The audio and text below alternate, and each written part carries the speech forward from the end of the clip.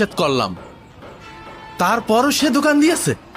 আল্লাহ দিল্লি কিছুটা সচ্ছলতা আসতো। জোহরে রক্তে ওর দেখছি। দাঁড়ান, আজকে থেকে আপনার আর এখানে নামাজ পড়ানো লাগবে না।